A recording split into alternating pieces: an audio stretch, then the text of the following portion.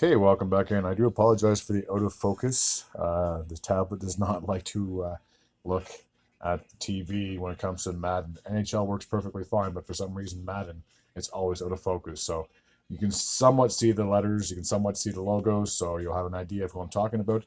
So I'm going to review week six's action of the NFL. The first matchup was an NFC West bout between the Seattle Seahawks and the San Francisco 49ers. Coming into this matchup, the Seahawks were 3-2, the 49ers were 2-3. I did predict that Seattle would get the win only because the 49ers were on like a 2 or 3 game losing streak, and I thought they were really a losing face at this point in the season. But they managed to rebound, and the final score in this matchup would be 36-24. I have the score on my phone. 36-24. So the 49ers are now 3-3. They are tied with the Seahawks in the standings. And depending on how the Cardinals did in their matchup, I guess it's technically a tie for first in the NFC West. So I was 0 for 1 with this pick. Over in England, early Sunday took place as the Chicago Bears, who were sitting 3-1 at that point in the season, 3-2 at that point, were taking on the 1-4 Jacksonville Jaguars. I did think that Jacksonville would have been able to bring some momentum with them after getting their first win of the season against the Colts, but unfortunately they did not show up in London, and the Bears would win this game 35-16. So 0 for 2 at that point with my picks. So the third game, I believe, was the Green Bay Packers, and they played host to the Arizona Cardinals.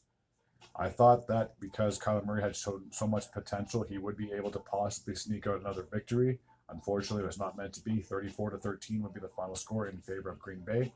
The Packers have now improved to 4-2. The Cardinals are now dropped to 2-4, and they are currently third in the NFC West. And for the Packers, I believe they're second because they have 4 wins on the season. But it depends on the outcome with the Lions game, because if the Lions won their game, then the Packers would be third. Either way, they're around that spot.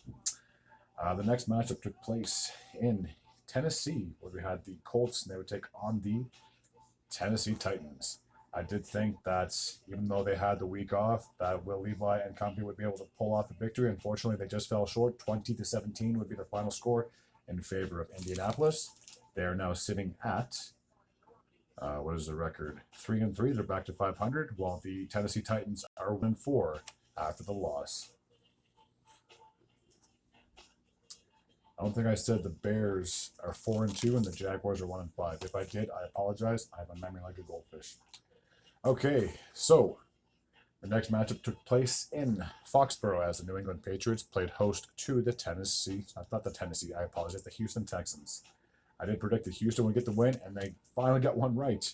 The final score in this one would be for the Patriots 41-21. So it was a blowout, to say the least.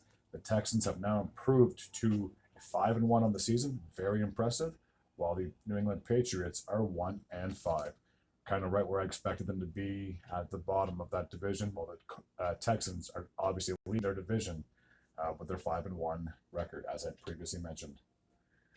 The New Orleans Saints played host to the Tampa Bay Buccaneers. I did predict the Tampa would win, and boy, oh boy, it was a massacre, to say the least. 51-27. Shouldn't say massacre. They only lost by 24 points, so technically only 3 touchdowns. It was a high-scoring game, to say the least. One side of the fair, clearly. So with the victory, Tampa Bay is now sitting at 4-2, I do believe. Yeah, and after the loss, the New Orleans Saints are 2-4. The Philadelphia Eagles played host to the Cleveland Browns. I did predict Philadelphia would win, and it was a narrow score. 20-16 will be the final in this one. For Philadelphia, they have now improved to 3-2 on the season, while the Cleveland Browns are 1-5. Very, very disappointing season, to say the least, if you're a Browns fan. The Baltimore Ravens played host to the Washington Commanders. I did predict that Baltimore would get the win in this one, and they did. 30-23 would be the final score. With the win, Baltimore is now sitting at 4-2 on the season, and despite the loss, the Washington Commanders are 4-2 as well. So they're both still 2 games above 500. This one here, I couldn't have been more dead wrong on. but it was close at the end as the Denver Broncos played host to the Los Angeles Chargers. I did think after the Broncos were on a 3-game winning streak, they could possibly pull this one off. And if I'm going to be completely honest, we always typically seem to split the season series with the Chargers. I can't recall a time where we've swept them, maybe back in the Peyton Manning era, or where the Chargers have swept us. I'm pretty sure we've always gotten at least one division win against this opponent every year. Now, I say that, don't quote me on it.